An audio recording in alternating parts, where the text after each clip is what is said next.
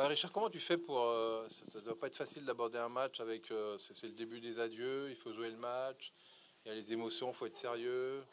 Ouais, c'est vrai, c'est un peu bizarre. C'est clair que c'est ça fait, ça fait quelque chose quand même. C'est clair que bon, c'est pas le dernier tournant heureusement, mais c'est vrai que ça fait un peu quelque chose. Après, la surface était très rapide, donc il y a parfois j'étais un peu dépassé quand même, faut le reconnaître.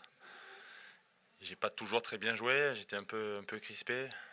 Lui avait 2 matchs derrière, donc il m'a pris assez vite. J'ai pas réussi à faire les balles de break, mais le sentiment est un peu particulier. J'ai joué toute ma vie quasiment au tennis, donc c'est clair que à faire un discours comme ça fait un peu bizarre, quoi. Mais après, c'est la vie, il faut bien que ça arrive un jour. Je l'ai repoussé le plus possible. Après, il faut bien que ça vienne, quoi. Tu as pu apprécier d'être sur le terrain, parce que c'est toujours un peu pour ça, pour apprécier les moments.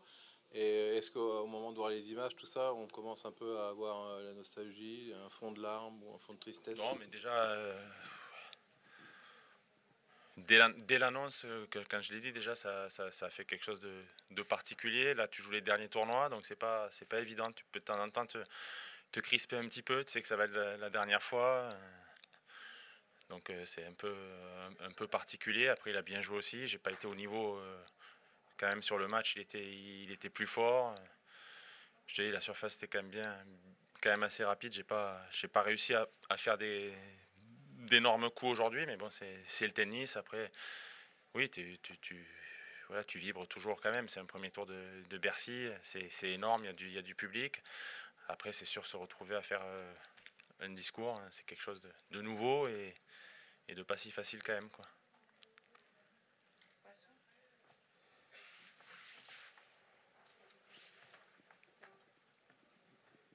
Qu'est-ce que ça va être dans les prochaines semaines, sachant que tu as dit que tu jouerais l'année prochaine?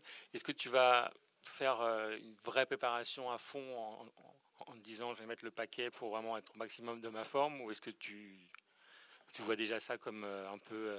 Non, je joue à fond. Vraiment, je me suis préparé à fond pour ce Bercy. J'irai jusqu'au bout, jusqu'à Roland-Garros. Je donnerai tout. Je vais me préparer à 1000%. Après, le niveau était moins bon là sur ce tournoi-là.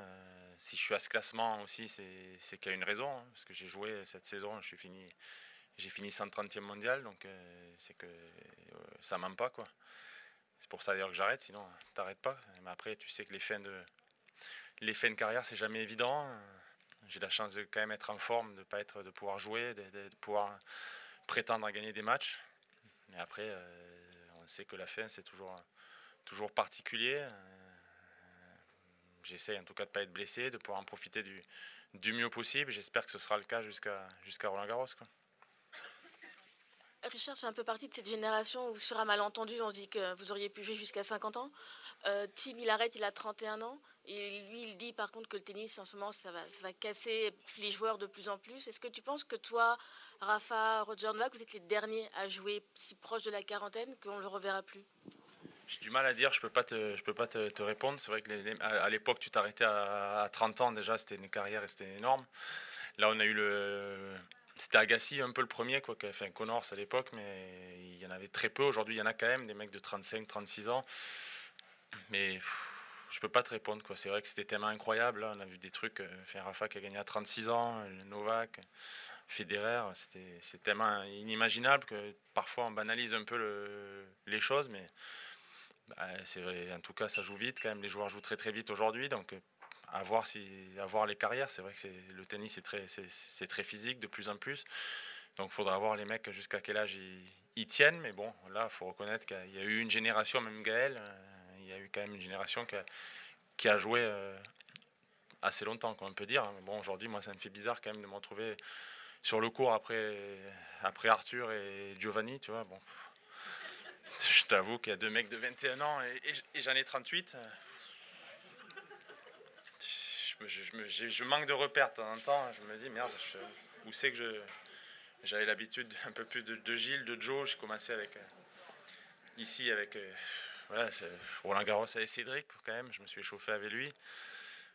Donc temps en temps, je t'avoue que j'ai du mal à trouver mes repères, quoi. Je crois que c'est normal quand même, quoi. Mais quand tu es dans le vestiaire et que tu vois des mecs aussi jeunes, ouais, ça fait quand même un petit truc, quoi. Richard, est-ce que tu as déjà une idée de comment tu vas construire ta programmation l'année prochaine? Est-ce que ça va être vraiment dépendre de ton classement, des wildcards, tout ça? Ou est-ce que tu vas essayer d'intégrer les plus gros tournois que tu peux en fonction de ce que tu pourras? Les qualifs à Melbourne, ça c'est sûr. Et après jusqu'à Roland-Garros, est-ce qu'il y a vraiment des tournois qui te tiennent? Ouais, Montpellier, c'est un tournoi que j'ai gagné souvent. J'aimerais bien jouer à Marseille une dernière fois. Parce que j'ai été là-bas tout jeune, c'est un tournoi qui me tient à cœur aussi. Après les qualifs à Monaco aussi, j'aimerais bien pouvoir les jouer. Après quelques challengers en France et surtout voilà, Roland Garros. Mais pour essayer d'arriver, de faire encore une belle saison, il y a quand même des beaux tournois à jouer. Donc je suis heureux de pouvoir continuer jusqu'à là-bas. Ça avait été une question de savoir si je m'arrêtais à Bercy ou à Roland Garros l'année prochaine. Et je pense que j'ai fait le bon choix de m'arrêter à Roland-Garros. En tout cas, j'espère en profiter du plus possible et essayer de faire quelques matchs. Mais c'est vrai que les fins de pas de vie, mais en tout cas de vie sportive, c'est clair que c'est pas évident, quoi. Qu'est-ce que tu as ressenti quand tu as vu les images défiler? Et après, qu'est-ce qui est dur quand on fait un discours, en fait? Ah, j'étais pas prêt du trop, quoi. Je t'avoue que quand j'avais le micro, c'est une première, en fait, tu vois. T'as toujours une première, une dernière. Enfin, là, c'était une première, en tout cas. Voilà, quand tu joues ta première fois à Roland-Garros ou à Bercy, on sait que pour un joueur, c'est des choses qui sont incroyables. Et là, bon, je me suis retrouvé avec un micro. J'avais l'impression que c'était ma première fois, quoi. Enfin, c'était d'ailleurs la première fois, mais c'est vrai que ça a fait quelque chose quand même de finir ce tournoi. Mais bon, il m'en reste quand même quelques-uns derrière. J'espère pouvoir en tout cas faire le maximum. En tout cas, j'aurai 39 ans l'année prochaine à Paris. Je peux difficilement faire plus, quoi.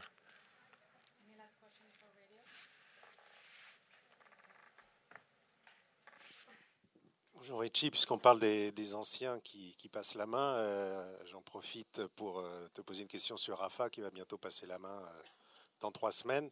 Si un enfant dans quelques temps, dans quelques années te demandait, j'ai pas vu jouer Rafael Nadal, pourquoi il était si spécial sur un court, pourquoi il était aussi fort, pourquoi c'est devenu une légende du tennis, qu'est-ce que tu lui répondrais? Bon, écoute, j'aimerais bien que les enfants me le demandent pas, parce que déjà tous les adultes et depuis que j'ai 19 ans qu'on me le demande. Si les enfants peuvent ne pas regarder YouTube, je t'avoue que ça serait pas mal.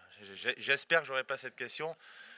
Les mecs qui sont pas nés aujourd'hui, j'espère qu'ils connaîtront pas Rafael Nadal, parce que je peux pas te dire combien de fois on m'a posé cette question dans ma vie, quoi. C'est qu'est-ce qu'il a de si spécial? Ben écoute, tu regardes-le, tu regardes une image, tu le vois vite. En temps, j'ai envie de leur répondre ça. On m'a tellement posé, mais après, qu'est-ce qu'il a de si spécial? Bon, je peux même pas te répondre, quoi, tu vois. Qu'est-ce que tu veux que je te dise? 14 fois Roland Garros, quoi. Même si tu essayes d'imaginer le chiffre, tu donnerais pas, même une science-fiction, tu donnerais pas 14 fois. Donc là, ça s'est réalisé. Donc tu vois, quand tu as fait ça, quand tu as dit ça, tu as tout dit, quoi. 14 fois un mec a gagné, qui a joué déjà le tournoi, c'est pas facile. Il était tout simplement, voilà, c'était incroyable, quoi. C'était fou, l'intensité, le jeu, le physique. Comment il a fait, mais même moi, j'ai du mal à te répondre, quoi. Voilà, tout simplement, quoi. Comment il a fait. Parfois, il y a des trucs irrationnels, quoi. Voilà, donc je peux pas. Enfin, comment il a fait, on le voit avec son niveau de jeu, mais à ce point-là, je peux pas te dire, quoi. Même moi, je peux pas te dire.